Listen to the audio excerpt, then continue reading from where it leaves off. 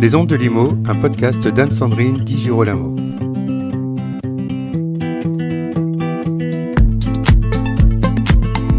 Matera fait couler beaucoup d'encre chez les syndics et même chez les juristes de l'Arc qui mettent régulièrement en garde les copropriétaires de quelques déceptions très possibles. Sans transition, je vous passe ici un extrait de la bande-annonce de Mourir peut attendre. Oui, je parle bien de James Bond. James, le destin nous réunit à nouveau. À présent, ton ennemi est mon ennemi. Comment est-ce arrivé ? Quand on vit assez longtemps. Et oui, Matera, c'est tout autre chose qu'un contrat que je laisserai les syndics professionnels qualifier et les copropriétaires analyser avec le plus grand soin. Matera, c'est le lieu de tournage du dernier James Bond.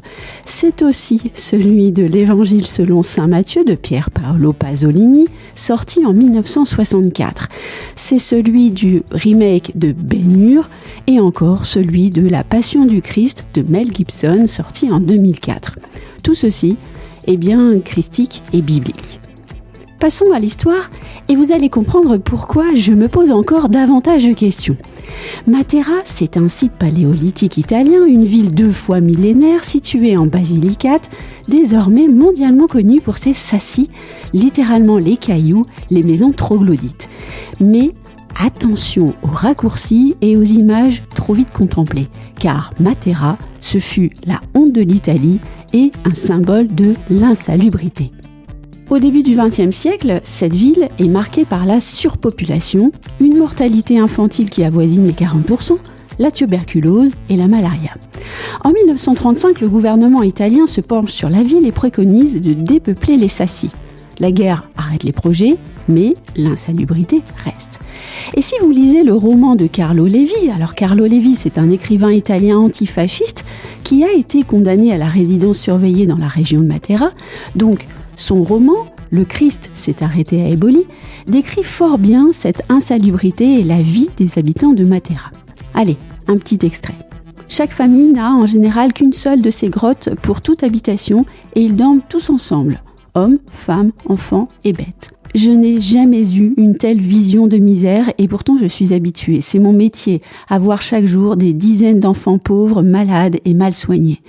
J'ai vu des enfants assis sur le seuil de leur maison, dans la saleté, sous le soleil brûlant, les yeux mi-clos et les paupières rouges et enflées.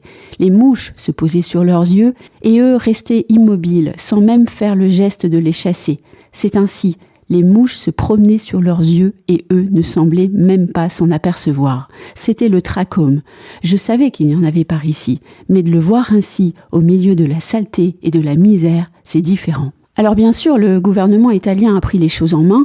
En 1948, Palmiro Togliatti, membre du gouvernement, qualifie la ville de honte nationale et l'évacuation des maisons troglodytes est ordonnée.